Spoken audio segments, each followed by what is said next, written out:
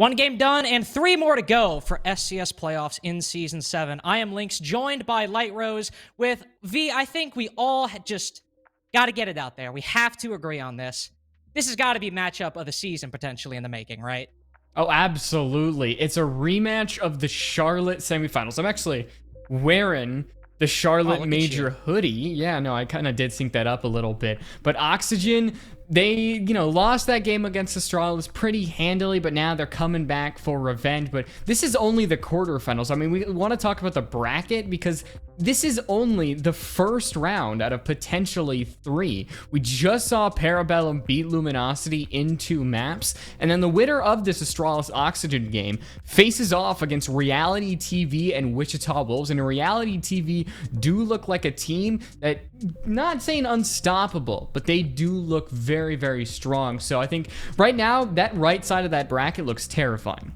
Yeah, and I think Reality TV, of course, they've proven themselves already to be unequivocally the best team coming out of Challenger League, but have also proven themselves so far to be a Pro League caliber team to stand with, the likes of Beast Coast and Parabellum, which many, might not have a lot of positive things to say about, but for a CL team that has gone through a lot of shifts and changes in their roster over the course of the year, definitely a team that is just a cut above the rest. And for Astralis OXG, this matchup in particular, whoever loses this is out. LG is out because they lost to PB, and one of the Pro League teams that we're about to have in this matchup between Astralis and between Oxygen, one will go on to the semifinals, but there's no double elim. Whatever team loses, they are out. Astralis, talking about that team, there's a lot more pressure on this team than I think that they would like. They are the only Pro League team. They're the lowest seeded Pro League team out of the 3 in SCS. So, I mean, they didn't have a great season. They went up against 6 Karma, were able to take that. They went up against Reality TV, couldn't take that one away. But I think as they went on, they faced some of the, maybe Tier 3 HK Rebels was their last victory. So they might have gotten here at the end a little bit easier, but definitely their road has been a lot more of a struggle than Oxygen has been. Oh, of course. And I mean, speaking of Astralis and struggles, we want to take a look at their players, see if there have been any changes in the names that we'll have to run you through, because there have been. You have not been keeping up with SCS so far. If this is your first time tuning in, you might see Spiff, Forrest, and Shuttle on the roster. They're playing, but they've been getting a little goofy with the names so far, and we'll probably have to take you through the key or the index, so to speak, once we get into the game. But the player that I think a lot of people have been looking at on this roster since SCS started has been Spiff.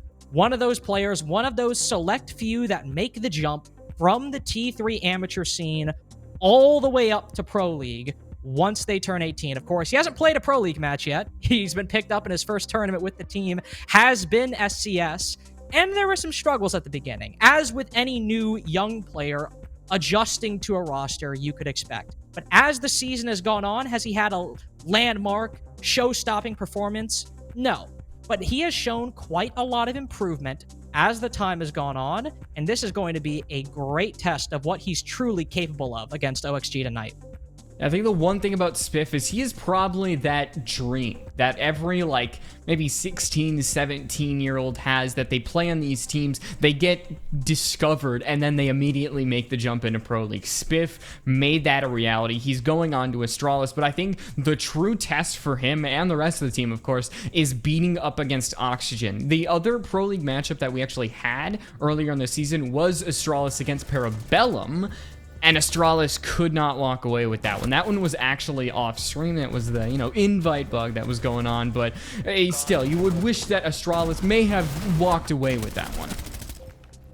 No, definitely a victory, especially whether it be, Reality TV or the other maps that Astralis have dropped. They were forced to play through 2 best-of-3s in order to secure their playoff spot, which is far more than, say, Parabellum comparatively had to, and certainly far more than OXG had to get here. They had a fairly easy time so far. 2 7-2, 7-1 victories, followed by a 2-0 best-of-3 against Luminosity, and that's how they made their way here without ever really seeming like they were having too much of a problem, and that's a testament to what this team has been able to accomplish over the past few months. It's not been too long since the beginning of Stage 3, where Sweater was brought onto the roster and they dropped about 5 games in a row, trying to figure out how they wanted to deal with Sweater and Vertical and the potential conflicting roles that these new changes have brought. In OXG, or for OXG and SCS, that's not even been a factor so far. It's been that dominant of a run. Yeah, and it could be just the level of talent that they're going up against. Like, OXG have played against Aerial Arise, they played up against HK Rebels, so really their only match was Luminosity. Even that match was decently sided towards them. They have a total round differential of plus 16 over 4 maps. So you could say Oxygen definitely looks a lot better in SCS than they did in Stage 3, but a bit different of a stage so far. But we want to talk about one player, and it's for a good reason. He leads SCS in basically all individual stats. I mean, Newers, he is the gunner of what was T3. Now he's the gunner of Pro League. Yeah, and that's why it's fitting to look at these two teams, because Newers, almost a year ago exactly, was very much in Spiff's position, not on a T1 team, on a T2 team when he was playing with Kento on a very old iteration of the investigation file roster at this point, and then from that roster, he was picked up onto OXG. So he didn't go straight from the amateur scene to Pro League, but he had a very short stop on a T2 team, and Spiff is now filling that exact same position, and it goes to show what maybe Spiff could accomplish in this best of 3, what he could be capable of. Newers has had that time to gel on the roster, to carve out his own niche on Oxygen, and put up, as you said, some of the best stats in every single category, every single metric that we measure. But what I'm looking for today, and V, I know you're excited to see as well, can Spiff tangle with Newers? Can he put up those same numbers that we've seen Newers put up over the course of the season? Because I think he has it in him, just a matter of whether or not he can manifest it today. Yeah, absolutely. I mean, he just has a lot of eyes on him, and I think he gets picked up at a very inopportune time for him. There isn't really any, actual Pro League for him to work with. There's no majors. It is straight to the biggest tourney in basically Siege Esports all year. So he's going to have a lot to deal with. I mean, to get up to Newers that quickly would be astounding, but I think we're all watching him, and we're all watching him with, positivity in our mind, hoping that he will accomplish something. Oh yeah, I mean, I love Spiff. I hope he does well at Invite, but will he do well today? That's the question, of course, and we have to decide as well. We always have to go through this. Where are we going today? Where are we playing? What are the maps these teams are going to ban out or pick? We see Astralis ban Club and OXG ban Oregon first. Club has been a permaban for Astralis for years now, or not years now, sorry, a year now since the beginning of the NAL this year. And then Cafe, that and Chalet have been their second and third most banned maps respectively. Decide to go with the Cafe. And as OXG banned the Border, that does leave Chalet, which is Astralis' second most banned map, up to be picked by either of these teams, and it will be picked by OXG, and Astralis in turn will pick Bank, which, by the way, V, fun fact, if you're looking at the maps that OXG have played so far, they have only played Bank and Chalet in SCS so far. And Astralis have had their fair time at Bank as well, so this is definitely not a series where we're probably going in blind. I know, looking at that decider, I believe we have seen Astralis. They went against Parabellum, which, I guess it was blind in a sense that we don't know what this team did that allowed them to lose Villa, but Bank being that first map, that is something that really could be a decider in sense, because with Chalet being Astralis' second most banned map, like you said, that means they might not be as comfortable on it, and Oxygen could absolutely take advantage of that. So that first map needs to really go in the way of Astralis if they want to feel comfortable going forward. Yeah, definitely. I mean, of course, comparing these two teams, they've had a couple different calibers of teams they played against, but based on the games we've seen and the teams we've seen them play against, OXG have certainly seemed to have a stronger bank in SCS so far than Astralis. Had a lot more weakness, a lot more kind of minute and a half, 2 minutes of just probing, looking for a pick, but struggling to find one, and then ultimately coming down to a couple's 50-50 engagements that could have swung the round their way, but end up swinging it the other way. And that very well, like you said, could make Bank more of a decider in the grand scheme of things once we get to either a map 2 or the actual decider of map 3. And I see V, you go with OXG. I know I'm not on the predictions right now, but I would have to agree with you. I believe that OXG are going to win this as well. I mean, the one thing that you can talk about with Oxygen and Astralis is that we really haven't seen Oxygen truly be tested in SCS. LG have looked hit or miss in a lot of scenarios, but Astralis have probably faced some of the best in SCS minus, of course, Oxygen, which they are going up against now. So we'll have to see how this tier 1 team does up against another tier 1 team. And clearly the side is on OXG because they have looked much better over the course of this season. But I got to give a little bit of props to Astralis. They have had a hard fight to get here. Oh, yeah. I mean, you know, you basically, if OXG are the number 1 seed, and let's say going into this, Astralis were the number 2 seed, they've had to fight the number 3 and then the number 4 seeds in SCS in terms of previous results in order to get here in a best of 1 as well, which is a measure of essentially, are you better than this team on this map on this day in particular? And there are a number of factors exclusive to BO1s that could swing that one way as opposed to the other. So it's been a lot more of a chaotic, a lot more of a coin flip streak so far for Astralis in SCS. But as I said, if Spiff is able to show up, as V talked about, if maybe OXG are tested a lot more by Astralis in this matchup than they have been so far against teams like Luminosity or like HK Rebels, then this could very well be a map that goes the whole distance, and Bank might not be a decider because we might actually need the decider to figure this out if Astralis are going to put up the best fight they put up in SCS so far. All right, I want to jump from like speculative to kind of what we're actually going to see on the map, because we do see Astralis on defense and Oxygen on attack. Astralis on defense, especially on Bank, with what I was able to see looking back, they look much better on defense, and I think that is because there are a lot more individualistic plays that are allowed to flourish. You're allowed to have, send Spiff a little bit offsite. Maybe he's got a partner that just goes up on that second floor, waste time, waste utility. You can't really have too much of that on attack, or it doesn't lend itself to, I guess, a round victory more. So starting on defense, I think Astralis does get a little bit of the advantage, but Oxygen, of course, their attack is nothing to be meddled with. They are definitely a scary team on either side, but Astralis could leap out and get an early advantage.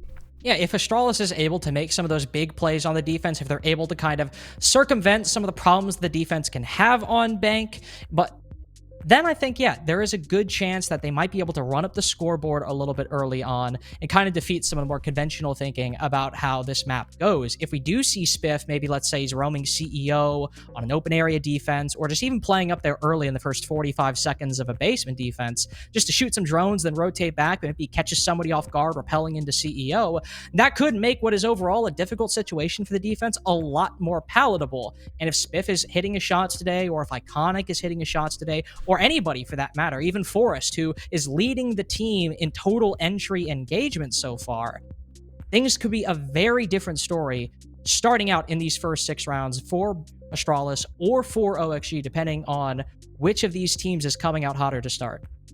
Yeah, but you have to be careful though in looking at kind of how these two teams play, because Oxygen are a little bit cleaner. I think they're a lot quieter. You mentioned it early on that they wait a little bit, maybe get a pick or two, and then they'll actually start moving forward. Astralis kind of try to cram everything in there in about 45 seconds and then just hope that they can win those chaotic engagements, maybe get the diffuser down.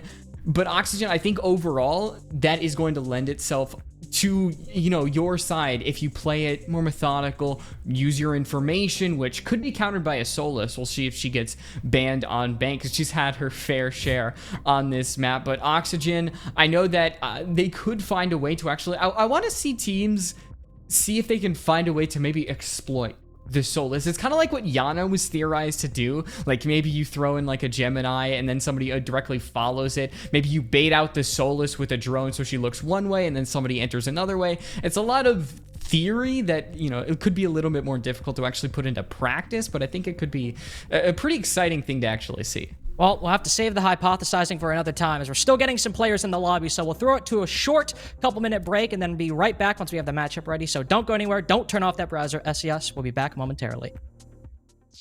Collins on a double, though, and he finds a third through the smoke. Just an ult. Yeah, he gets a 3K with an ult. With 3 seconds left, Final lands the pre-fire. Nobody can kill him in time. EMB clutches it out. What a play from the Alibi as the lobby player goes unchecked.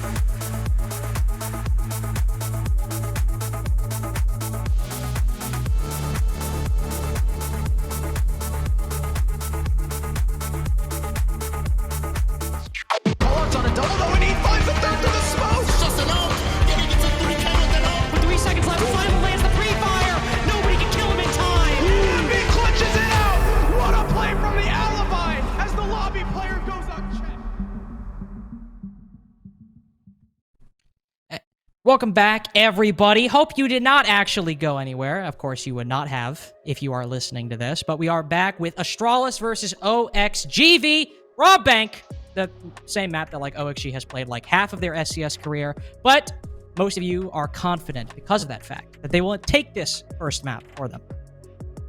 I know we have a lot of eyes on this match because this might be the best preview that we as the public have for how some of these teams will do at the Siege Invitational. This could be another match that we see 2 months down the line.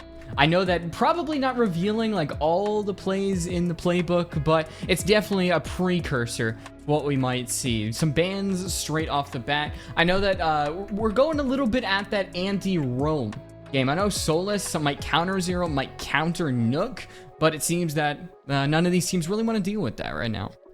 No, Zero is the operator Astralis banned on their last play of Bank. Nook is also an operator that most teams just really do not want to deal with overall. Then I imagine we'll have the Valkyrie and the Mira ban to round things out. Valkyrie being the more important operator on Bank, but no, we will in fact have that Solus ban. I went with the Mira just because it's what both of these teams have historically favored. OXG leaning a little bit more in the favor of that Mira than the Valkyrie.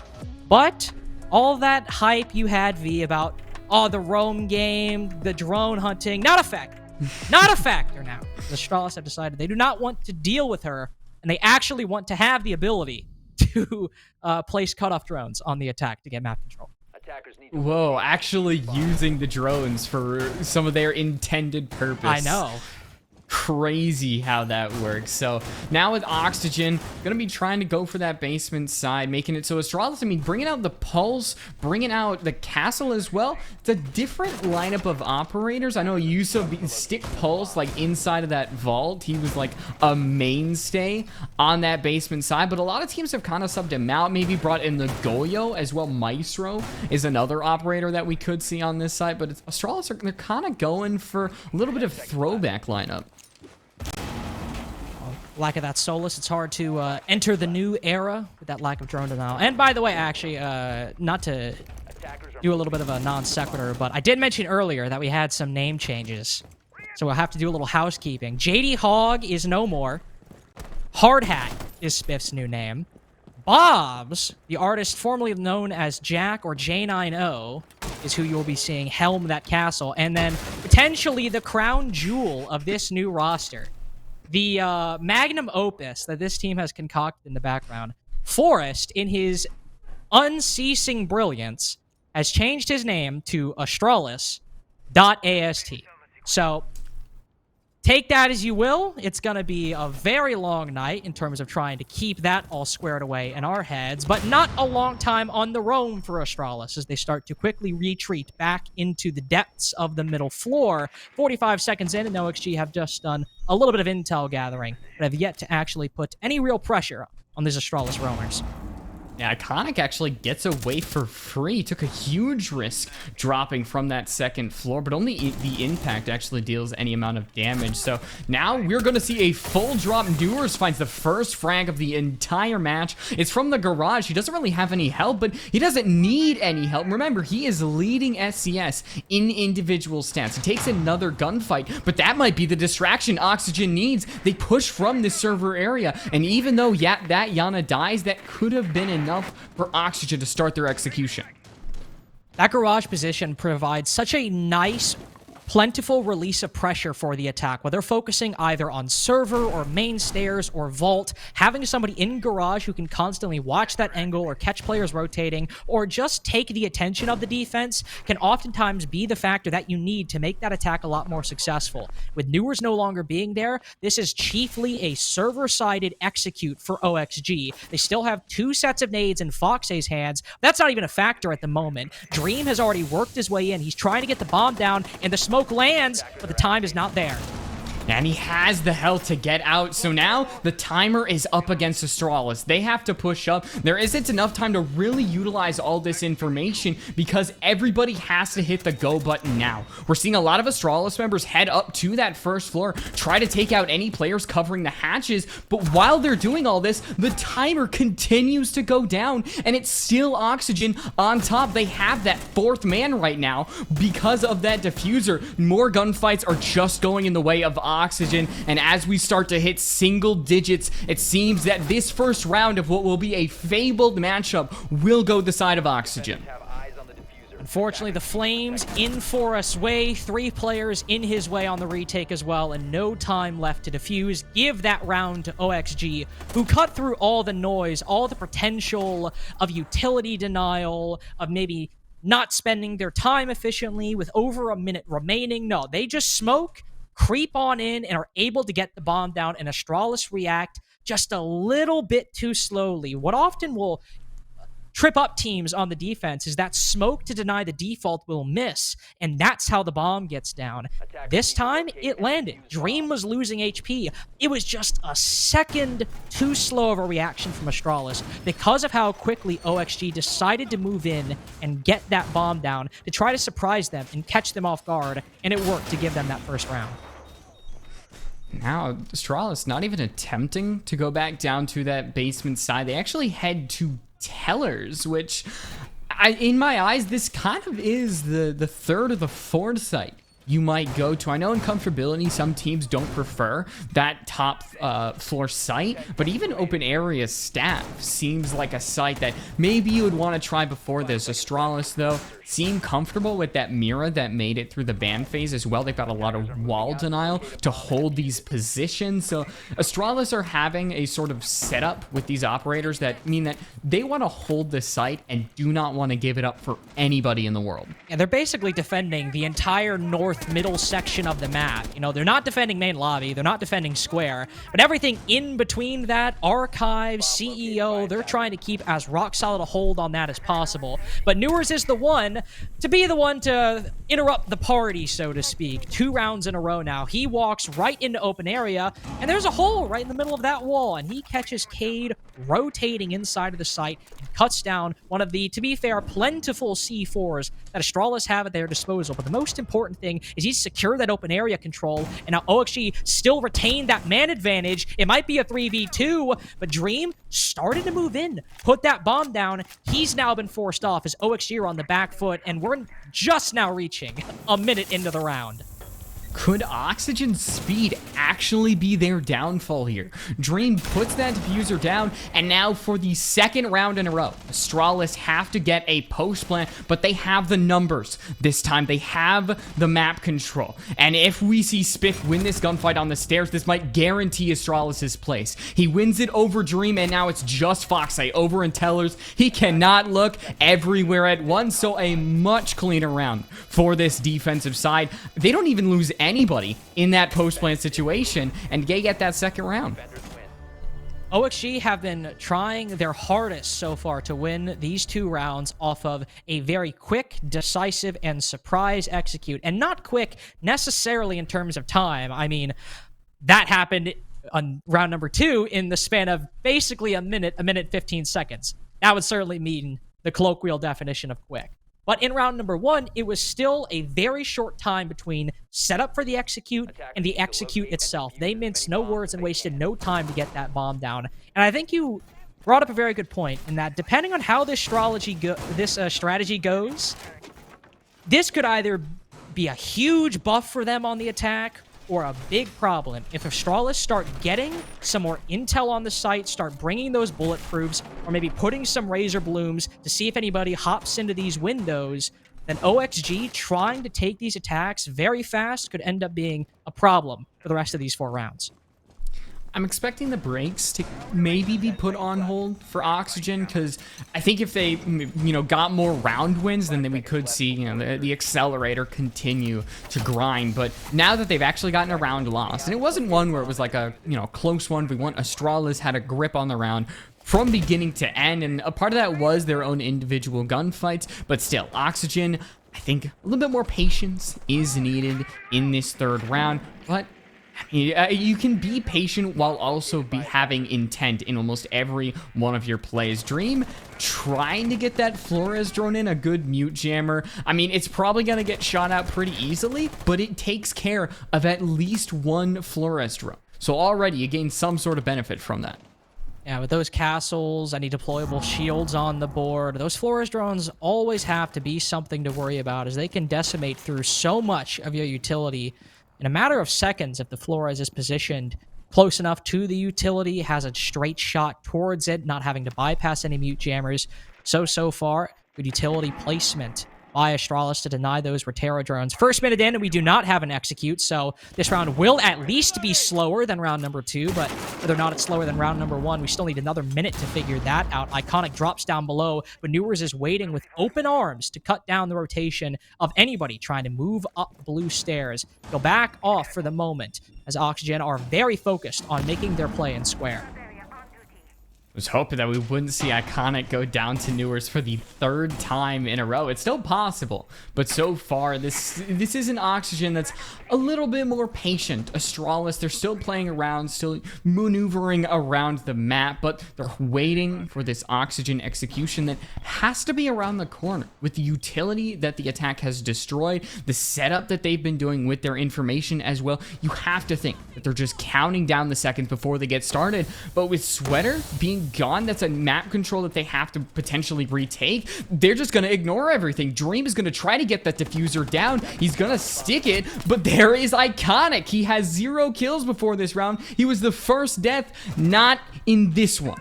Carter, it seems that Oxygen, once again, their speed just holds them back. Now they're trying to go for these extremely minimal takes, and in a 5v5 in that situation, that means you have a lot of angles to watch, both inside of the site or on blue stairs, which is where we saw Iconic consistently flirting with the flank. Down below, do I push up? Do I pull back? And he ends up making a play on one of those stairwells, but it still goes OXG's way. Newers and Foxay pick up 2 kills. Newers on 3 overall, and Iconic, the man who seemingly put a stop to OXG in the mid-round, now has to clutch a 1v2 in the late to get the lead in round count over Oxygen. He's retaken top floor control, but not much he can do from that spot. He has to drop down. Now in a post plant, Newers and Foxay can play off each other's contact, play a crossfire, and stop the castle from clutching and getting a 4K in this round. Foxay has moved into archives, but it's Newers on top blue with a 4K overall to finish off that round in the post plant.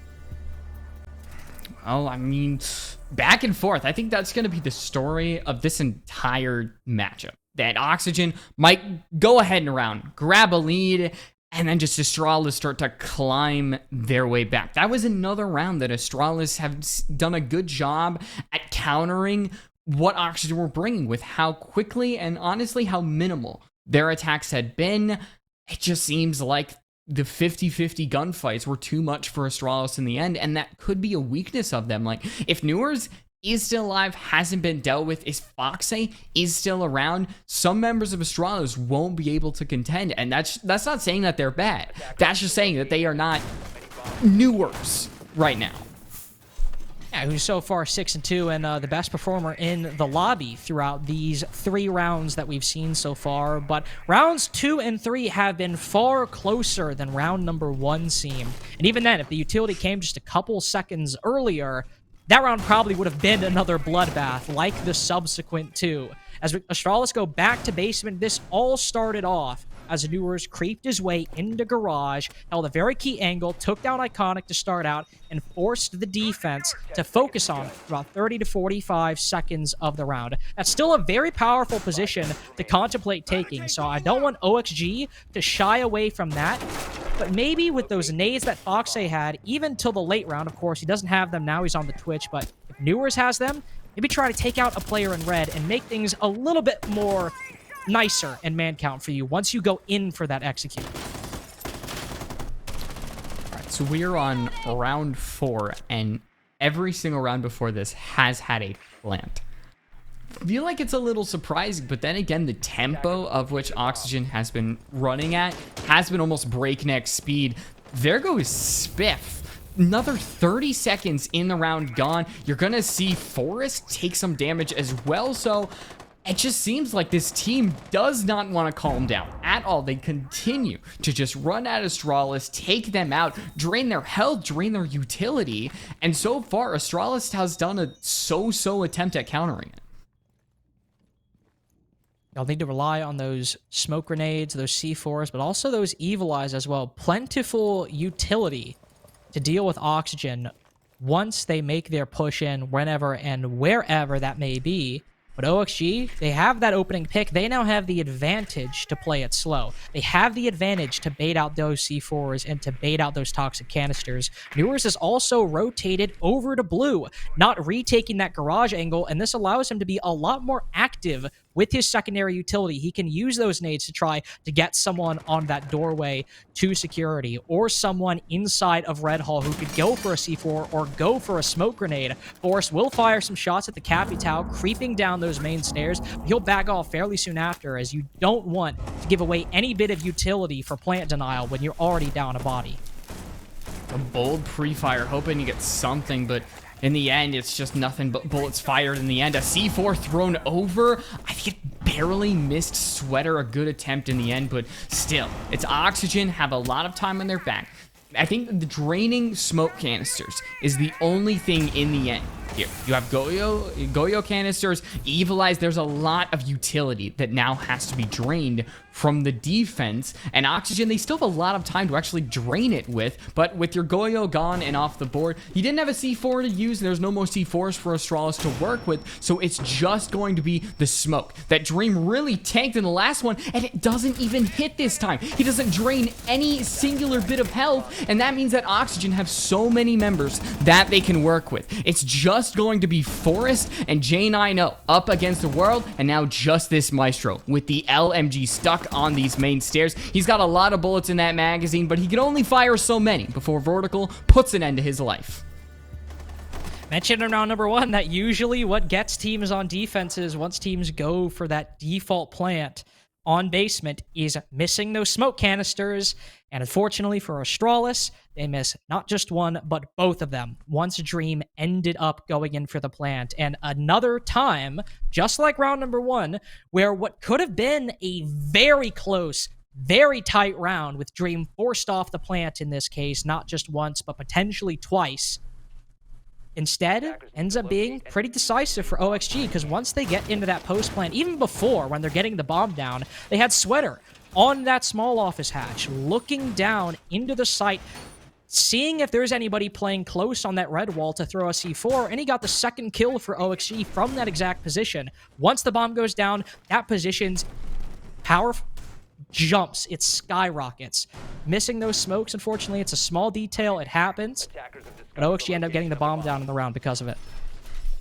I feel like in Siege, there's like a certain number of skill shots, like having to hit C4s through like a tiny precise position, or in this case, hitting those smoke canisters from a long angle. That is something that you get with constant repetition, constant practice, and even then, this is a pro league team, and they still weren't able to hit those smoke canisters. It is a difficult ask in some scenarios, but it also is a crucial part of the defense that the attack, if those smoke grenades land every single time, the attack really can't do anything about it. You don't have an operator that can just, it's got a vacuum. It can just suck all that smoke up. So it's just going to have to be another round where C4s might have to do the trick. Opening kills might have to do the trick for Astralis, but as Newers 7-2, he's prepped. This is the frag grenade, just goes a little bit short, but in the end, bullets will do the work there. So it's another opening duel between Newers and Iconic that ends in the favor of Newers. And Newers 3-0 on the entry so far. Iconic, to go off of your point, 0-3 on the entry so far. Seemingly the player that OXG can reliably get that first pick on. He was also holding open area control, and now with Spiff gone as well, the Astralis defense is somewhat scattered. 2 players on that top floor and only 1 down below on the site. OXG can recognize this. They'll have to be careful of the vertical control, of course, but as long as they can get that kill, I believe this is Ferme making a bit out of this. As long as they, I can't. I'm sorry, I'm laughing. So Chicken, if anybody's confused, go on Siege Twitter. This Chicken will be all over in your timeline. But Oxygen, you might have noticed a trend with their names. They are channeling the power of chicken as well. It's actually Astralis, not Oxygen. So maybe Oxygen, they're able to abuse that fact that Astralis are a little bit hungry here as the diffuser is going down for another round. And there is a lot here to ask of Jin. I know in this 1v4 he doesn't have a lot of health. Oxygen have all the health they need. They have a Finka as well. So a 4-1 so far for this attacking team. And Astralis, if they wanted to get a good start on Bank, hasn't been exactly it. Now, OXG have not been stopped in any substantial manner from getting their win condition, getting that bomb down. And once they do it, I mean, Astralis were able to beat them in the post plant one time, but OXG have still been able to come away from these rounds. It's been very possible for Astralis to take them, of course, both basement rounds. If a smoke is either a little bit sooner or a little bit closer to the diffuser, this could very well easily be a 3-2 for Astralis, depending on what happened afterwards, if those pieces of utility landed. So it is a 4-1 right now, and I think definitely if you look at tellers or if you look at open area, it's been pretty solid in the favor of OXG, either throughout or they were able to bring it back and win it. But Astralis have put up a solid fight on basement, but now that they've lost it twice, and have seemingly lost their confidence in it as well, they'll go back to open area, which required a huge flank from Iconic to start things off, and they still ended up losing it. I think the big problem is obviously Oxygen really speeding up a lot of the clock. Astralis, I mean, you have Iconic, 2-5. He had that 2K in this exact site, but the fact that he's always allowing Newers to just get in, get some map control, and just win the gunfights. There's nobody around for the refrag. It is essentially a free pick for Oxygen, and you mentioned it last round. It's something that they can consistently rely on. But I don't think they're going to change it in this map. I mean, you can't really run things that quickly on the fly, but I think the one thing they might actually give him some assistance on the roam, which is sorely needed right now. Starting on that top floor, clear a couple players from Astralis on that top floor. We see somebody, I can't tell, are they rappelling up? Okay, didn't know if Vertical was rappelling up to the roof or rappelling on those windows. He'll move to those windows, send out the Dokkaebi call, and now we'll see Sweater and Newers move into square, but that's what Astralis needed. They do lose Shuttle, but he was able to get a kill on the other entry for OXG to start things out. And the utility lost might favor OXG.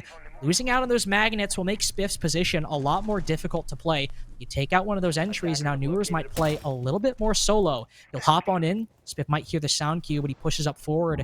Now he'll look towards Stock.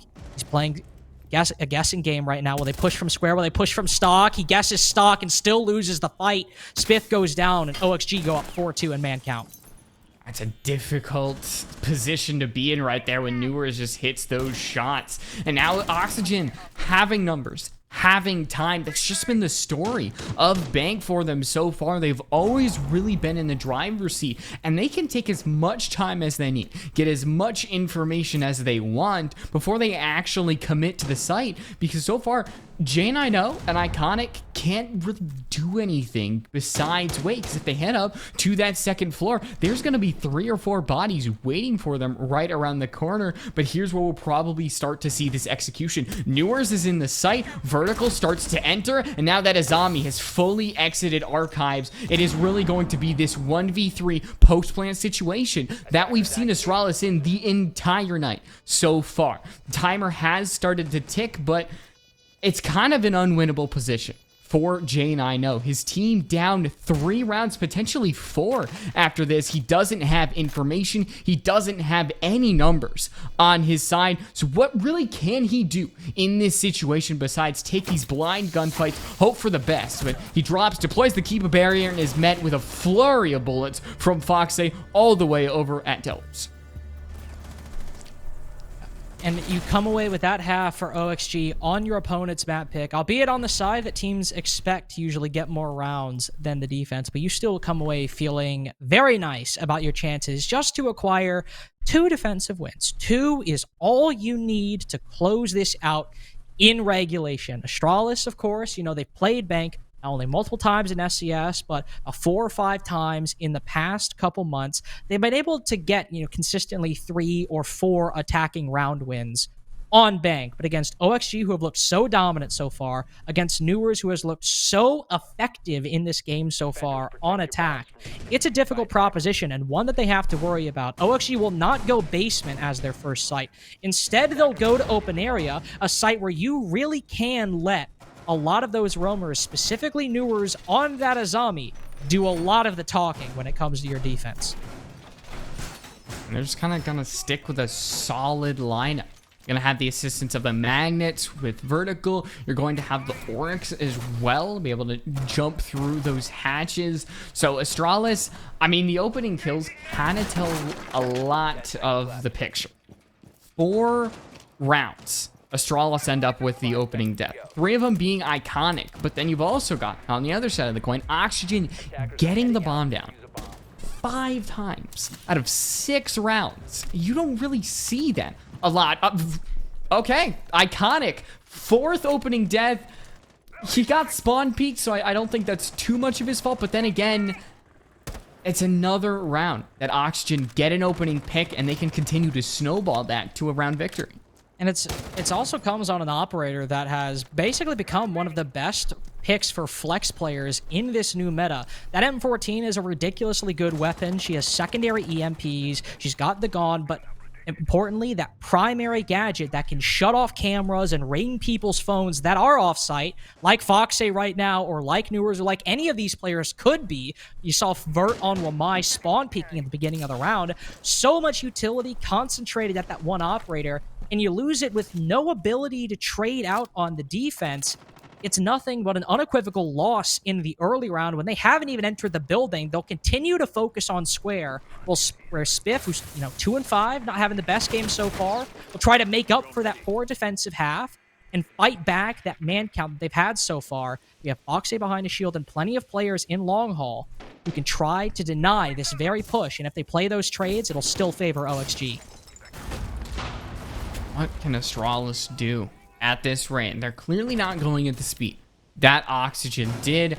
I think finding the gunfight onto Foxa is a start, but then again, the clock is still ticking, and nobody is directly putting pressure onto Foxa, who does drop the hatch. And, well, here comes Astralis, ready and raring to go. They take a gunfight, win it out, as now we're going to see a couple more bullets fly in every direction, and it's still Oxygen who come out on top. Force actually gets off the defuse, and at the end of it, it was a bold play, a risky play, and one that ends in a huge loss, Carter.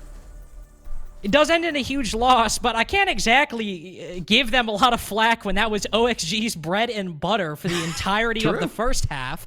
OXG were able to make it work consistently, and Astralis, it took them a little bit, but they recognized that going for this roam clear so far has not worked. They didn't lose Iconic on that roam clear, but they weren't able to make any progress on it. They basically spent a minute outside of Square, and they realized, we don't have the angles to deal with this. We weren't able to use those Selmas on the CEO rappel to clear Fox out of that position. He dropped of his own accord. Let's go for a rotation. Let's just try to hit the site quick and take them completely off guard. And of course, that has the same problems that it had for OXG. It can come down to 50-50 gunfights and reacting in the moment. It just so happens that OXG were able to win a lot of those fights or take advantage of some missed utility from the defense to make them work. So I'm not going to blame Astralis for it. They try to make the most of a bad situation. It's just that we're on match point now, and you don't have a lot of opportunities to roll the dice. Yeah, when the cards are kind of stacked against you right there, going for that play, like I said, it does come with a lot of risk, but you're hoping that something will actually positively happen to you when you're down in this way. So Oxygen, I think winning 7-1 on Astralis's map pick, that would be a big statement on how potentially the rest of this match could go and how potentially the rest of SCS playoffs could go, because it would be a dramatic statement up against potentially the other Pro League teams. Even though Astralis have looked iffy so far in SCS, they still have 4 of the 5 core members that they did, with Spiff not being too much of a distraction or a disruption. He's kind of fit in, we talked about in the pre-show, and as time has gone on, he started to become a core part of this roster. But Oxygen, they really haven't made any changes. I mean, Sweater, they figured it out at the end of stage 3, but now I think they're really starting to get those gears turning. You have to win 5 rounds in a row for Astralis, which technically OXG wasn't even able to do. They won 5 rounds, but certainly not in a row. Dropped round 2, and now Astralis have to fix up and shore up a lot of mistakes. So far in 7 rounds of play, OXG coming away with the opening kill in 5 of them, including the 1 attack Astralis have had so far after their timeout. They haven't made a lot of changes in their lineup, but they brought out that Ying, which Jane I know has played consistently on Bank so far throughout SCS and has been one of the star performers on Astralis on this role in particular. Spiff moves in throughout the map. I would look to him and Jane I know, not only for getting kills, but also for that utility. Now they'll try to get an edge up on OXG and potentially even in Square. The drones should reveal that information of where Foxy is. It doesn't actually move. He just stays in that position. He's confirmed once again. And I guess they're going to go for a drop, but at this point, they know exactly where Foxy is. It has to end in a kill. It's a lot of bullets and a lot of damage done to a lot of people, but Astralis actually do end up on the positive side of it. They send every member of Oxygen down to that basement, minus Dream, who's holding that blue stair. So far, this has been a much better round than any of their other attacking rounds. It's just about working off of this, not playing stupidly, not playing anybody's life, and actually working with what you have. Yeah, I gotta give them that one. I didn't expect the 2-man hatch drop roam clear, but they come away the victors in man advantage, so can't exactly do a whole lot of clowning on that one. They come away with a 4v3, and with a minute left, they are now starting to open up these hatches, but that in of itself could take a substantial bit of their remaining time. That small office hatch is still electrified. Iconic has those EMPs, but if they want to open it or focus or diversify their options, they don't have a lot of time to do it, which is likely why they're focused heavily on Marble at the moment, only really opening up that vault hatch and likely that elevator hatch, and then going for a drop down the 2 while having Spiff move down those stairs as well. The Candelas start flying in, and now Astralis does as well. And now we're going to see this attack truly start to hit its stride, but it kind of hits a little bit of a roadblock. There goes one of your players, and this timer is really not going to be your friend in this situation because Astralis does not have a lot of map control. As we're going to start to hit single digits, Astralis just takes more and more damage. We are on map point. It's going to be just up to Forrest in a 1v2. He finds the 1 kill, but he cannot get any more than that. 7-1, Astralis start us off with a massive advantage on Bank. It's a surprise to me. I don't know if it's a surprise to you, Carter, but I did not see it going this way. Well, I mean, you know, I predicted OXG to win, so obviously I'm not surprised that they won, but 7-1. 7-1? Yeah.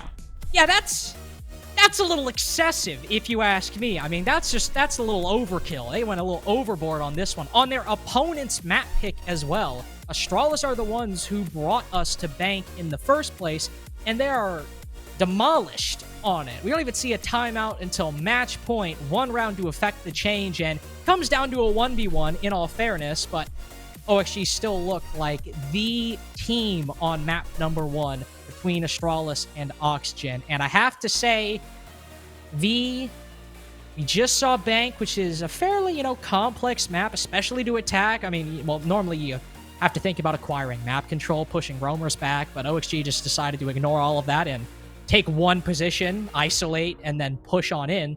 But Chalet is a much simpler map.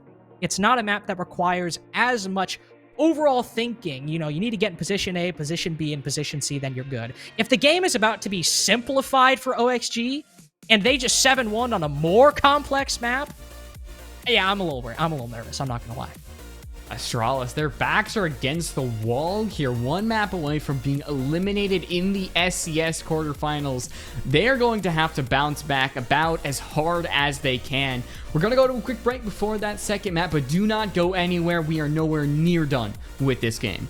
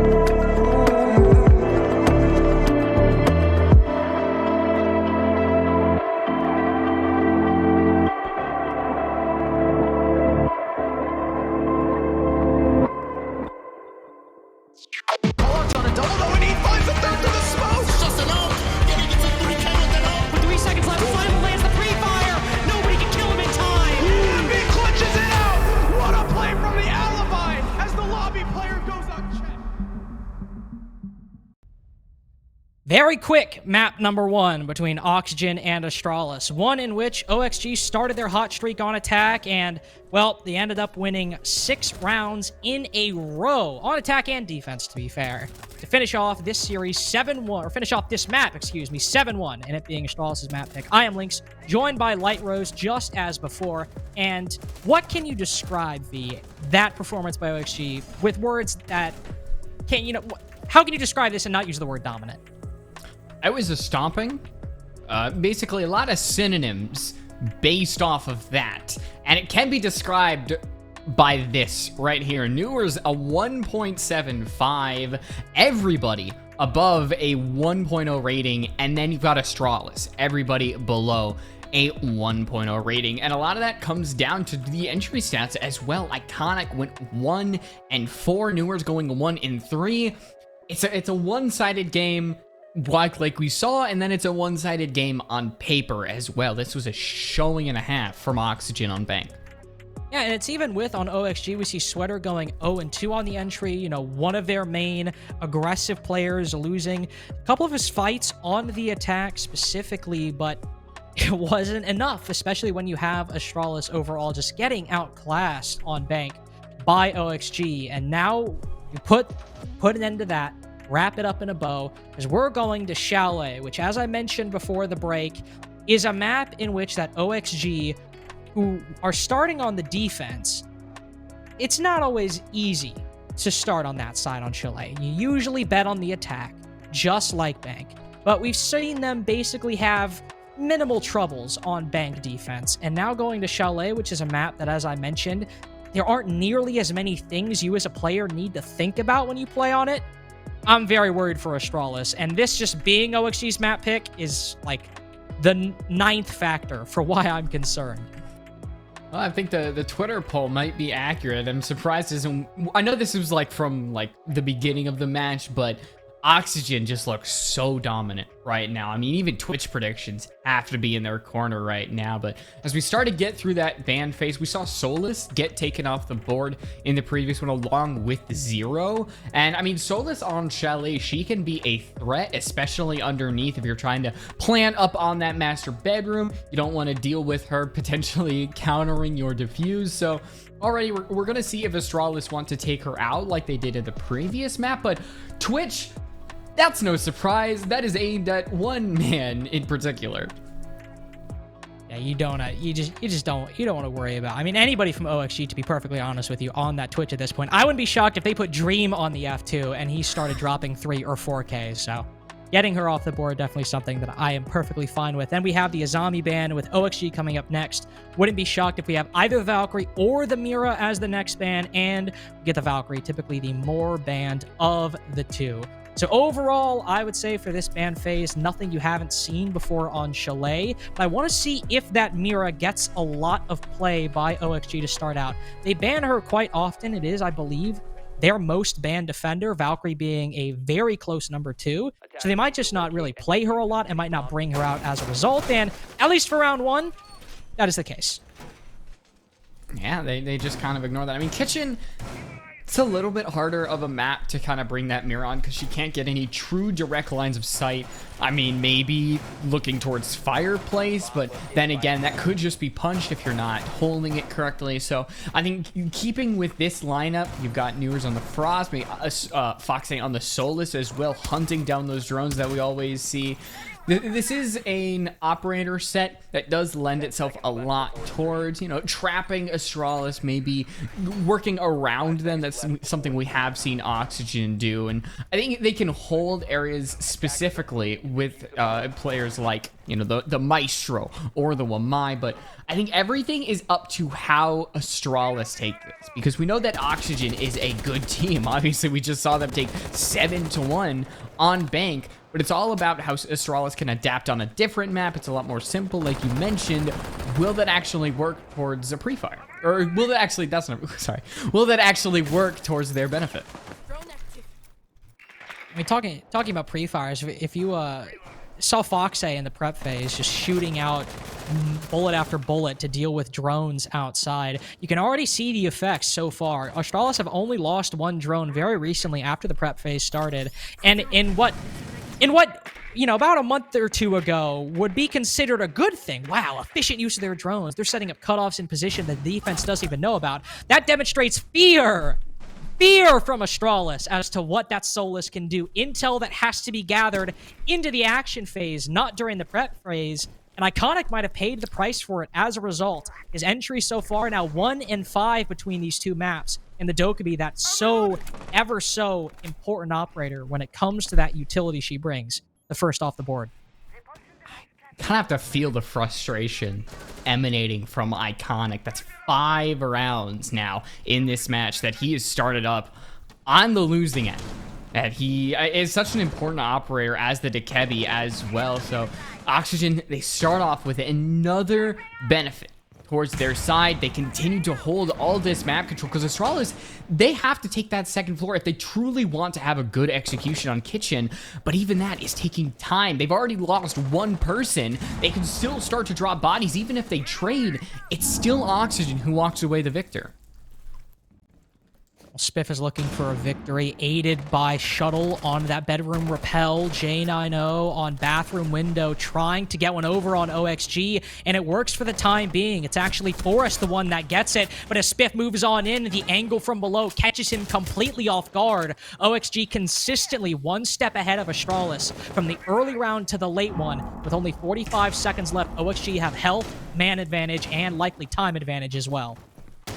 And now you're going to see with the limited amount of time that Astralis have, they're going to use breaching charges, a sledgehammer, anything to get an edge. But here comes Vertical. He walks up the Solarium stairs, and it ends just like that. So even though Astralis find one, they find two in this round, they cannot contend with the amount of map control that Oxygen was simply able to hold. So you just have Shuttle hanging out up on the second floor. He can look down as much in the site as he wants. He can drop the hatch. It doesn't mean anything. In the end, Newers is even going to meet him on the way down.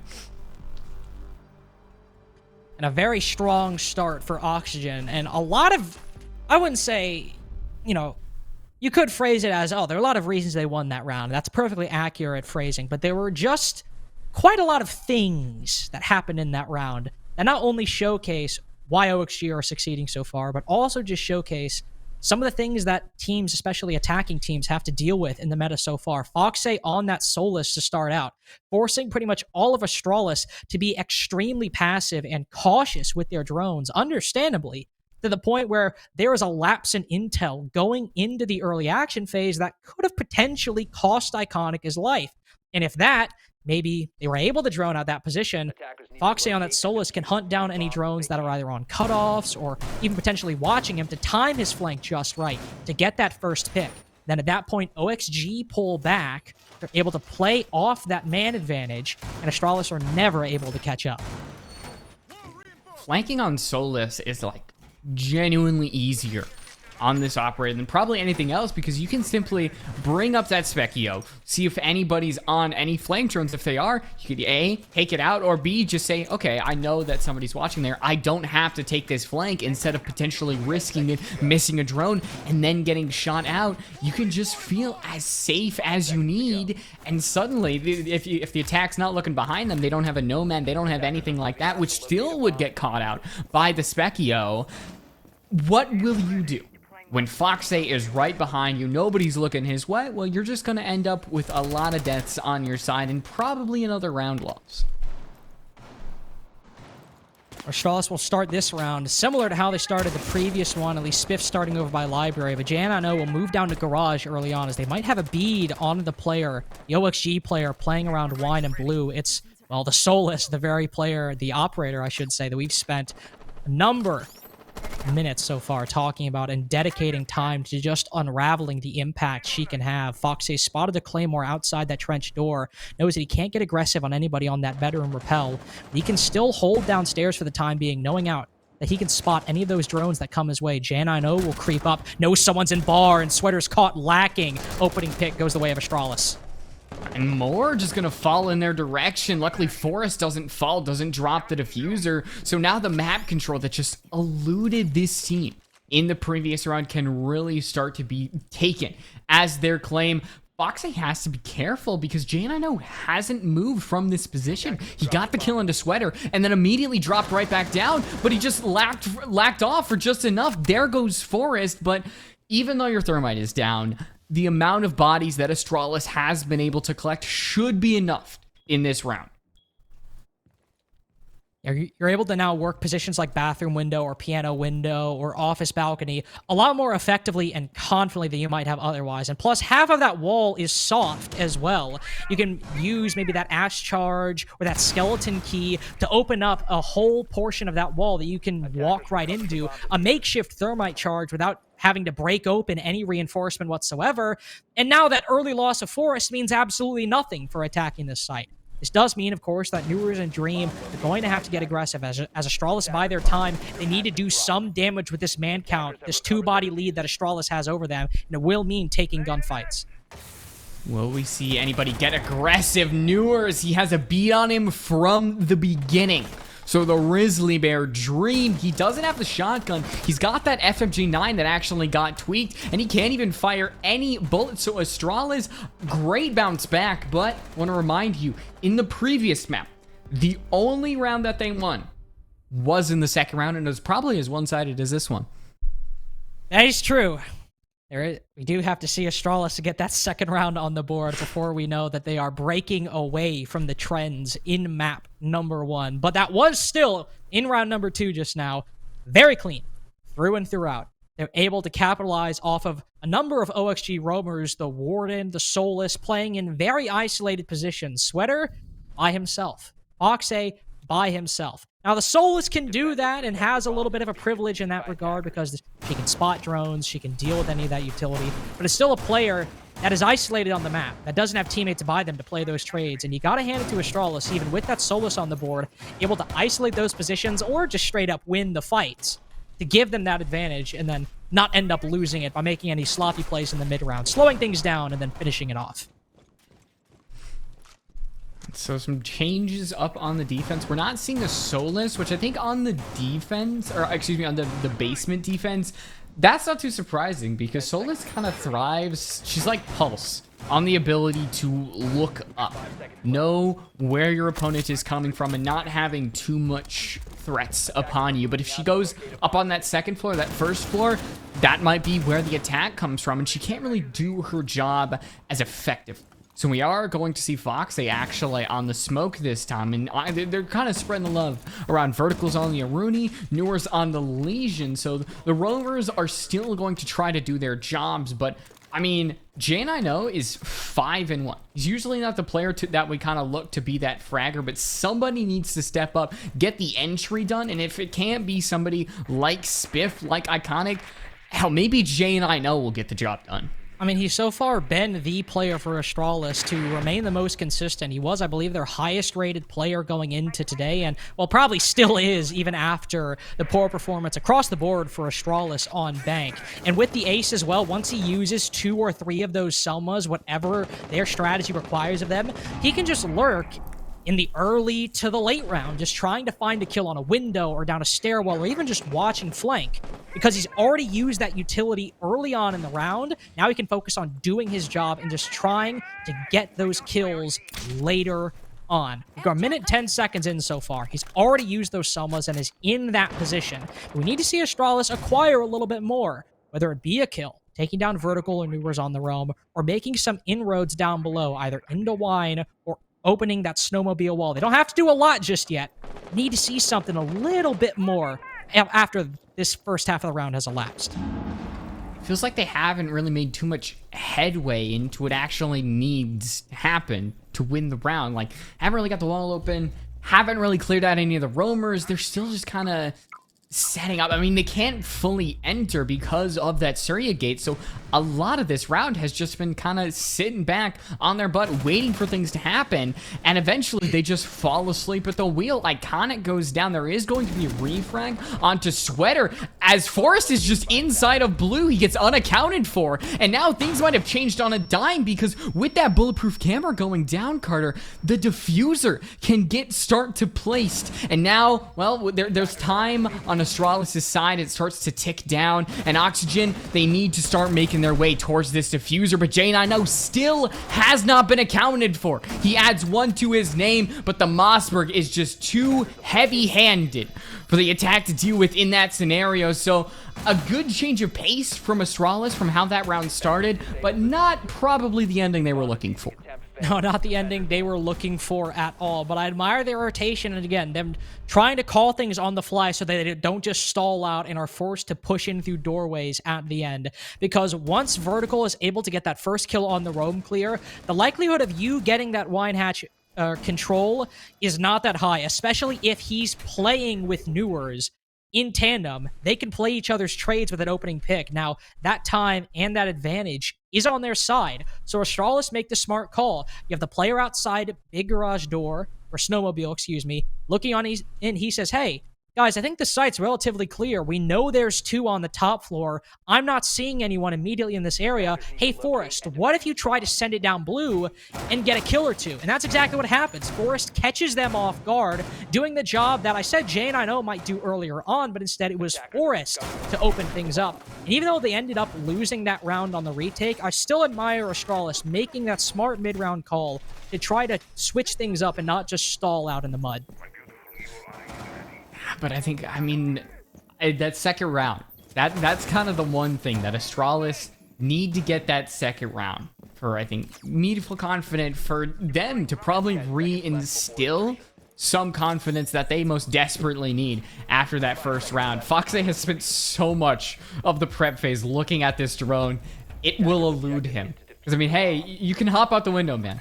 Foxe, you could try, but we have yet to see a Solus get taken out simply for hunting a drone. I hope it, like, never happens, but it would be very funny when it does.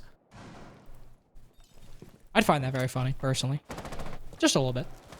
Extremely humorous. You know what I don't find funny? It's a little sad so far. J9O Forest, only ones on Astralis to find their place in the scoreboard. And, well, they certainly have created a niche for themselves, 6 kills and 4 kills respectively, but now you just have to hope that Forest, being the one who set the precedent of getting kills, can pick things up, because J9O gone in the first minute, and now Forest gone as well. So remember when I highlighted the 2 players, the 2 most successful players for Astralis so far in getting on the scoreboard? They are now dead. Neither Shuttle, Iconic, or Spiff will have to step up when they have so far been silent for the first 3 rounds of Chalet. Oh, it's another round that Oxygen just get a grip on from the beginning. And so far, I mean, the time is the only thing that you can think that maybe they'll be able to utilize. They have information that they continue to, you know, roam around the map. But all 3 players of Oxygen up on that top floor are really going to be the thing that stops Astralis, because the attack doesn't have the numbers to dedicate taking them out. They don't have the utility as well, because they can't truly dedicate as much to opening up a lot of those walls. The cards are not in Astralis's favor. Another death that is Shuttle now. That goes down, so it's a 3rd round that a player will end up with an goose egg on the board. Vertical barely evades the ace, who just does not stop, and now Vertical goes down. This will be the first kill, if he can be actually confirmed. And Astralis seems like they only thought it was the 1 player up on top, Carter? Lack of intel, unfortunately. Not droning out fully that top floor. They spot their opportunity. They see someone in piano, but they didn't know about that other player inside a bedroom, and they end up losing their 2 remaining players as a result. We do have a new player on the board, of course. The ace that confirmed that kill was able to join Forrest and J9O in the big leagues. But it still means that overall, this has been a very dominant series for OXG, and has continued to be so on Chalet. Astralis were able to win round number 2, get the bomb down in round 3, but outside of that 1 round and that isolated incident in the previous round, in round 3, I suppose technically round 4 is the previous round now, but in round 3 on that basement attack, this has still so far been OXG's game, and we have not seen a compelling argument out of Astralis on Bank, and now seemingly on the first side of Chalet, for why they have a chance at taking down OXG in this series. It just feels so uncharacteristic of Astralis to be struggling this hard. I mean, it feels like the change up with Spiff wasn't that drastic that they are suddenly struggling this hard against this team. Like, this might sound stupid, but maybe they really are saving strength. Like, it's probably not a good justification, a good excuse, but it's the only thing that I can really think of to why Astralis just aren't doing what they need to do. That they're knowing that, you know, everything we've got, we should prepare for February, but everything else doesn't really matter. But I think the public perception might not matter to them, because definitely Oxygen will maybe fly up in a lot of people's mind, but Astralis, they still have a chance to bounce back. I mean, it's only 2 rounds between them and Oxygen, but I think a total shift is definitely needed to really change the end result that really Oxygen is looking for. Maybe shifting away from those library overtakes we've seen Astralis favor so far on kitchen and dining, on master bedroom and office, and maybe try and take solar stairs. You don't see those multiple ADSs or that Jaeger on solar stairs. We do have Sweater with that Warden holding that position. We'll just say very earnest for potential engagement, and that will unfortunately elude him. But with the lack of any nades and, well, some clear with those flashbangs, doesn't really appear that they're going for that solar take at the moment. Sweater will still try to get aggressive. Astralis instead, going for a 2-man clear down below inside of the basement. Foxay has used this part of the map to lurk repeatedly on this site so far. It's not him to go down, of course. It's Sweater now downed as the Warden, but Foxay close by and could still fall to the entry from Iconic. Hasn't been confirmed yet, but can't exactly see where his position on the map is, as Foxay now gets cornered. There is Iconic finally getting himself an entry, but so far it is still Astralis who, they get the 2 kills they need, and they have a lot of time. But there have been rounds that we've seen from this team where they've gotten an entry, they've gotten a couple kills past that, but they haven't gotten the final finish that they need, the execution that's eluded them in some of these rounds, and it is still certainly possible right here. We've seen some good coordination. I like that use of the Yana clone to distract Foxay, and then Iconic moves up the stairs at that exact moment. It shows that Astralis are not asleep at the moment, that the gun is struggling to fire, but it's not unloaded. They're not completely gone. Jano gets the 3rd kill for Astralis overall, and with Vertical now on 1 HP, Astralis might be able to do what they were not capable of on Bank and get that 2nd round, potentially even the half, if they're able to string together this performance into round number 3. Dream fights back, takes down 1 player on that piano window, but Astralis still have a minute. They still have 2 nades and still have 5 drones to nail these remaining players. Astralis taking the time just to get the final amount of information that they need before they truly hit the site. And now that door gets prepped for a run-through, as the execution doesn't have to come within the immediate vicinity. There are still about 30 seconds for this team to work with, but it probably has to come sooner than later, as now J9O, he's inside the site. Dream has found another kill to add to his belt. It is 2 in this round, but he can hold piano. He can add a 3rd in this round, and now it's just J9O, the real fragger so far in Astralis. He has to get a multitude of kills. He cannot. Oxygen walk away with the 3rd round in a row, Carter. In a 2v4 at that, Dream and Vertical able to take down 80% of that Astralis roster. Starts it by getting a kill on that piano window, and with Astralis, hanging back for the time being, getting their intel, setting themselves up in positions, they weren't at the point where I would say they're stalling out. There was still some work that needed to be done to secure that, but they let Dream get aggressive. They don't have anyone playing on that double door to get the trade. All right, that's a missed opportunity, but maybe you can answer it back. You still have a 3v2. You've got that main wall open. You've got the office balcony, and you still have someone who can go on that piano window or that double door. But then Astralis do start stalling out. We don't see them try to change up their angles. They just try to challenge Dream 1 by 1 by 1 and not focus on any isolated or singular position or try to play those advantages. I think at that point, the coordination we saw in the early round that got them that first pick, maybe they just started losing it a little bit in the late round. So it'd have to be a comeback of epic proportions. So far, this has just been a series that nobody really was expecting. A lot of us predicted Oxygen to walk out on top, but for it to really be like this, Astralis having 2 rounds in 2 maps so far. You called it potentially the matchup of the season. I don't really think it's living up to that, Carter, so far, because this has really just been Oxygen playing up against Astralis and absolutely putting them in the dirt.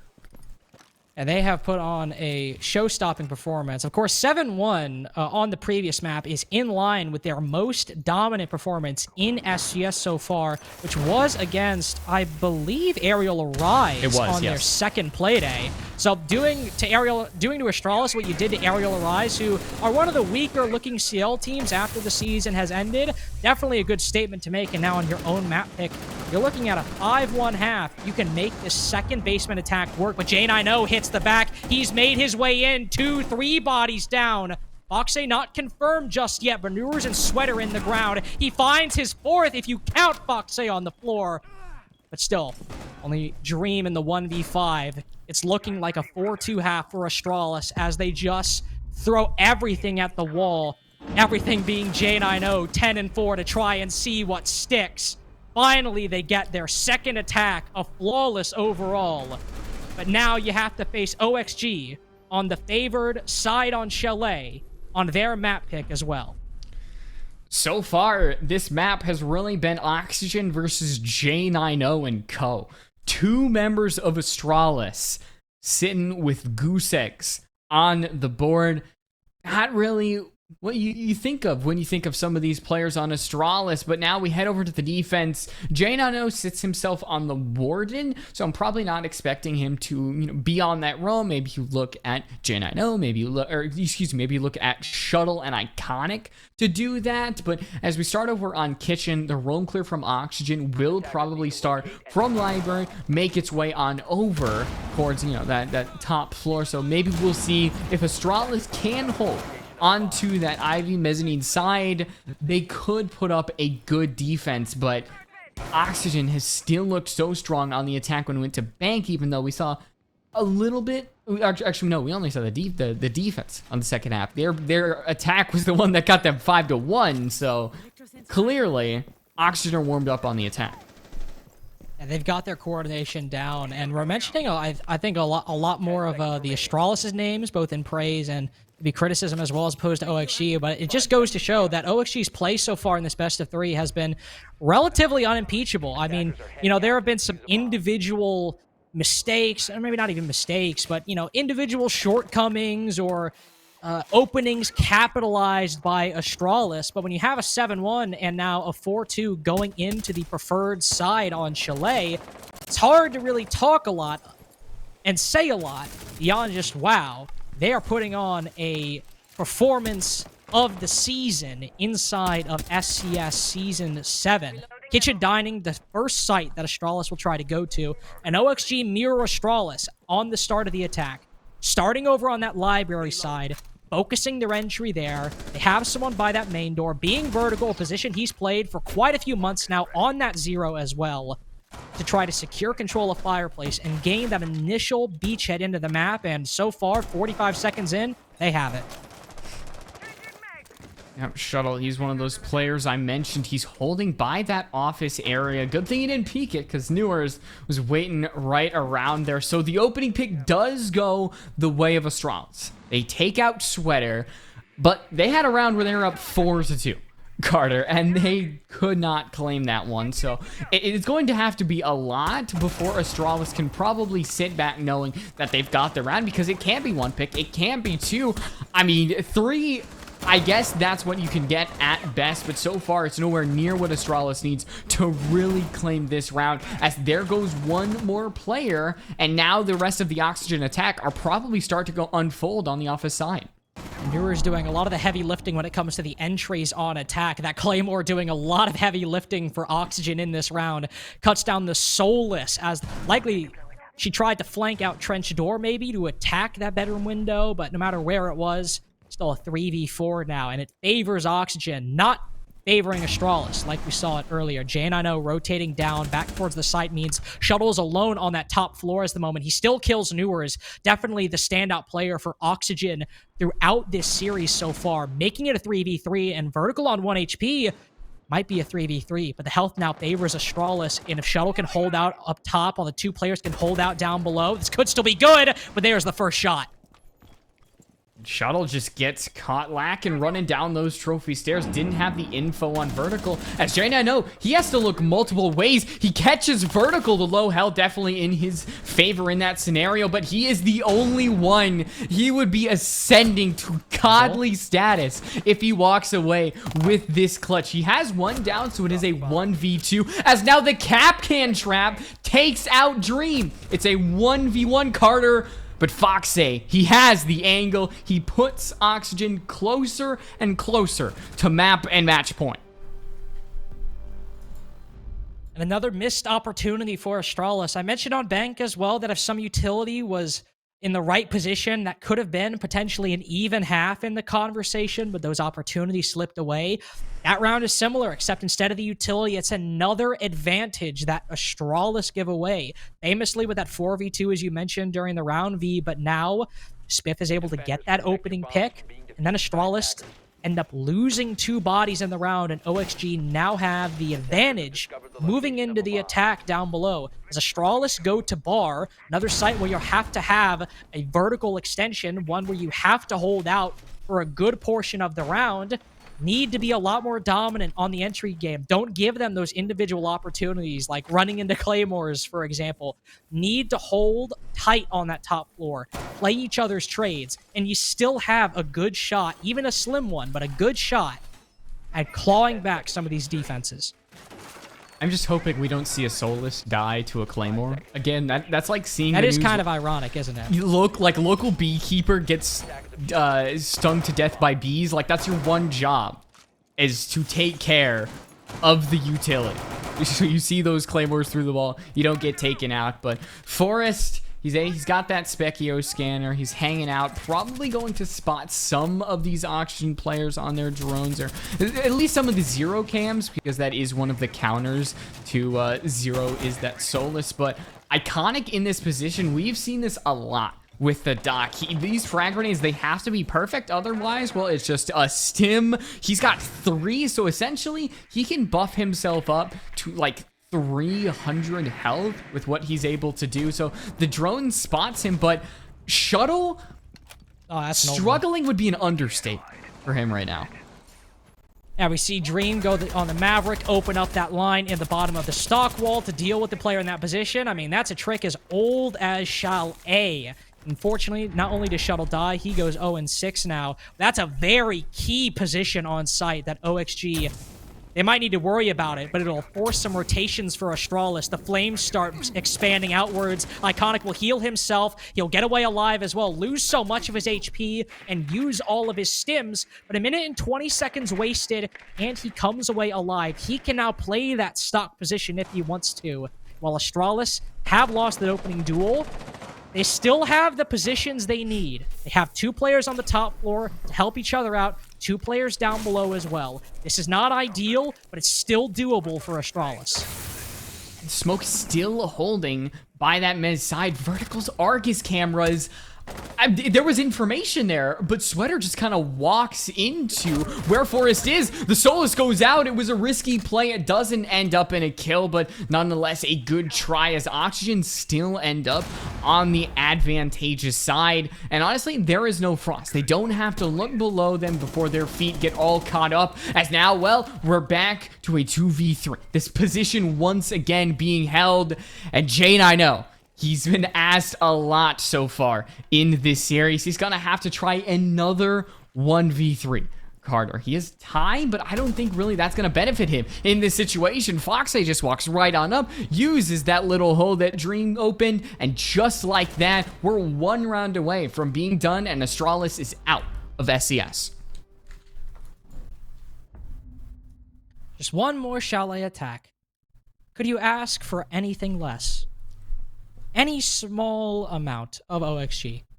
Just one is all they need. Could be on, even if they drop a couple rounds, could be on Dining, could be on Bar, could be on any of them at this point. For Astralis, they'll go back to Dining to start out after OXG were able to dismantle Astralis' defense, making good use of opening up that hole in the bottom of stock, taking down Iconic when he goes for another aggressive play, another run out. So we go back to Dining. This was an example where Astralis had some signs of life. Spiff wins that opening duel. they get that advantage. But OXG are still able to lurk, get those picks, push the roamers back, and take a couple down on the retreat. And as Astralis look to how they can win 4 rounds in a row, I like this pick by Iconic. Bring that Mira, make that hold on the top floor that much more difficult for OXG to clear. Well, we're going to be here for either a very short amount of time, maybe about 5 more minutes, or a long time. If Astralis choose to take us all the way, they would have to win 4 in a row to go to overtime, and then 2 more if they want to see a 3rd map. It's looking unlikely, but honestly, I want to go back to the AAA LG round. LG looked completely out of it, and then just some crazy shenanigans happened, and suddenly Luminosity won that map and won that match. So maybe a win is still in the cards for Astralis yet, but they really will have to work for it. OXG start their clear over by Library once again, but both teams have favored on their attacks throughout most of these rounds. And no more immediate pressure from Astralis. They like to play back inside of Office, play behind those reinforcements, play a little more reserved. And OXG making the same time that they did before. Oxy starting to sledge open those holes about 45 seconds in. Newer's joining him, and there's no opening kill from Astralis. They haven't got that advantage that they acquired earlier on. So, as Oxygen begin to move on in, is this a slaughter waiting to happen? Or can J9O, the first one under the breach, save this? He's probably the golden goose. Oxygen take him out, and really the rest are just easy pickings. But no, J9O fires first, takes out Newers, and now, well, he doesn't stay alive long, but still, the refrag game is on Astralis' side because Iconic is right there to make it so. Well, there are no more hard breach on the side of Oxygen. So you lose 1, you lose 2 if you're on the attack, and now you lose 3 with Iconic getting his 2nd of the round. So Astralis, I'm praying that they can really walk away with this because everything just seems to be coming up on their side in this round, but I'm keeping my hopes not too up because we have seen Oxygen really come back, and it starts with that kill on the shuttle. Able to clear out that black wall position. There are still 2 defenders on that top floor playing behind reinforcements and Mira windows, so they might have lost the castle, but things are still looking good for the defense at the moment, who can hold these key positions. Sweater trying with only 35 seconds left to pick up one of these kills in case one of the defenders gets too aggressive. Iconic will hop back down. That only leaves the Thorn up top, but now Spiff downed on the floor. This could waste some time for OXG, but Foxay finds it quickly. He now has only 20 seconds to acquire this vert, but 20 seconds to win this 2v2 and make it to the semis. And now, well, it's Iconic. We've said his name a lot, not in a positive light, but he has a chance to keep his team alive. Here's the shots over by Trophy Sears. He gets 1. He has to stay alive for 5 seconds. Can he hit the shots? He needs to. ADS, my friend, ADS! He cannot win the... What the... Carter! Oh, what the hell happened? Why was Iconic not ADSing? Oxygen wins 7-2. And if there was any doubt, any worry amongst you OXG fans or naysayers that they might not be the team to beat in SCS, well, they just took down their biggest challenger, at least in theory, going into this. At the start of the stage, OXG announced, Astralis announced, Parabellum announced. A lot of people thought that this was going to be the matchup that we saw to define SCS, to see which one of these Pro League teams would be the best. And Astralis came at the king, and they missed and then some, unfortunately. A better performance on Chalet than on Bank, but only by 1 round, and it still was a 7-2. Good performance by J9O, good performance by Forest, but an even better performance by all of OXG.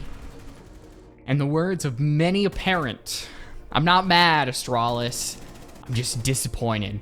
We weren't able to see the true power of the potential that this team has. In the end, you see that, well, I mean, 3 rounds in total Astralis was able to get. And so Oxygen keeps their massive round differential. It is now over 20, potentially over 25 with how one-sided these matches were. But I mean, we're done. And this game started like an hour ago. We're speeding through, and it's a shame. Yeah, no, this was certainly a quick one. Probably, I think if I were to hedge a guess, crazily enough, probably one of the quickest series we are going to have in the playoffs, period. Full stop. No matter what team, whether it be OXG or somebody else, it's going to get pretty damn hard to be quicker than a 7-1 and a 7-2. And to top things off, we didn't give him a lot of praise, I gotta say. You know, we talked about Iconic in his poor showing on the entry, or Jane I know stepping up for Astralis, but Foxay with what is essentially a 2.0 rating, positive on the entry, and 15-4. We didn't say his name a lot, but he was undisputably the biggest performer, taking after Newers on map 1. Not a lot of heavy lifting needing to be done by the Yana, because the Sledge was the one putting up the big numbers for OXG in this map.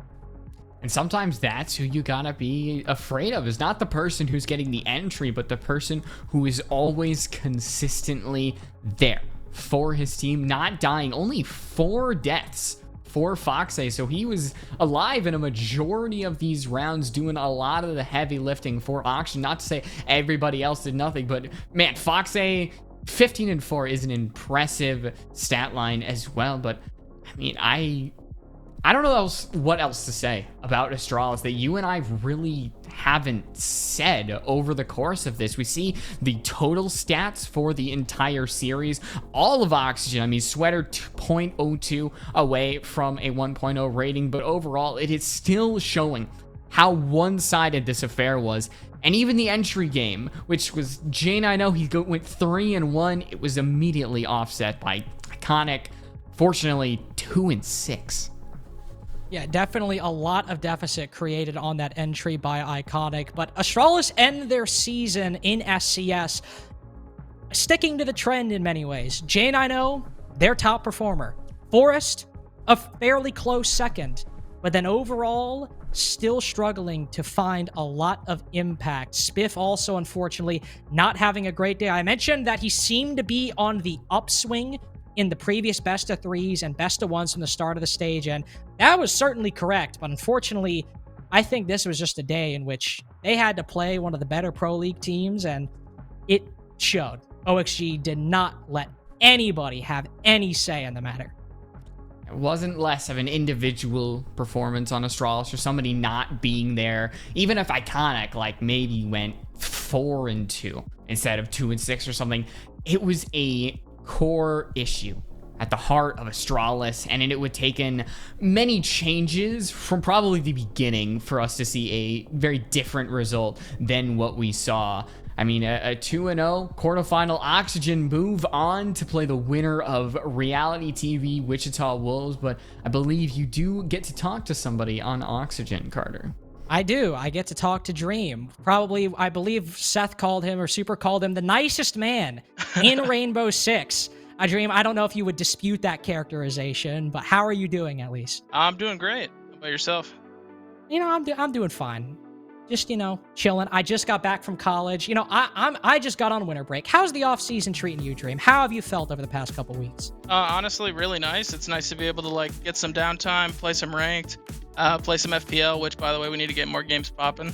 And yeah, it's been an awesome off season. I've been really enjoying my time.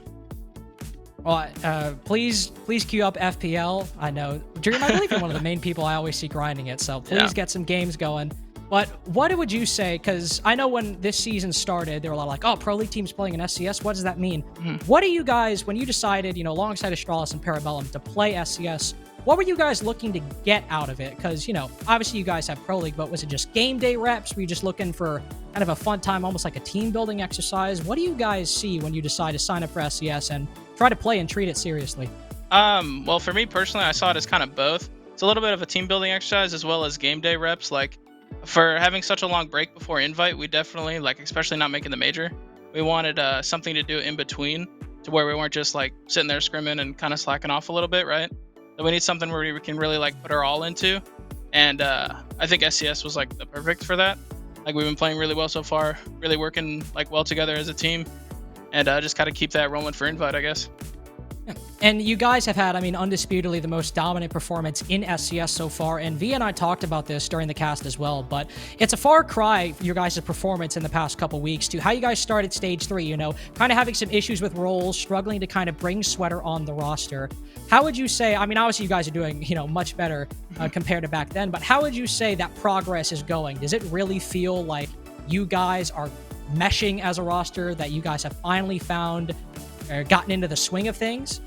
Oh, definitely. I think we've finally like started like fitting into our groove. Where the role swaps that we did really helped, and it really just helped us come together as a team. Our comms today were like really great. I think that's like the main reason we ended up taking the win over Astralis, because I know those guys are nasty. So just got to keep the comms flowing, like, and just keep working together as a team like we are, and we'll do great.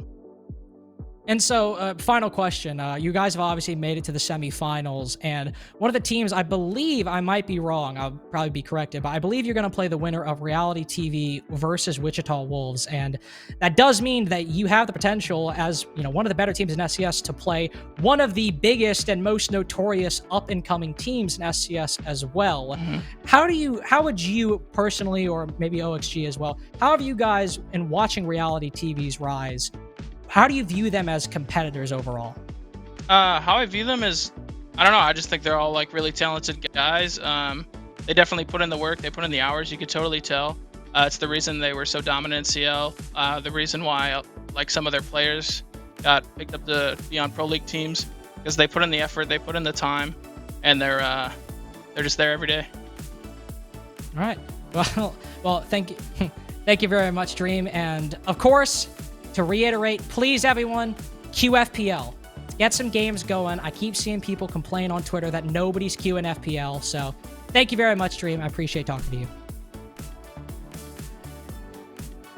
He's called the Risley Bear for a reason. That's true.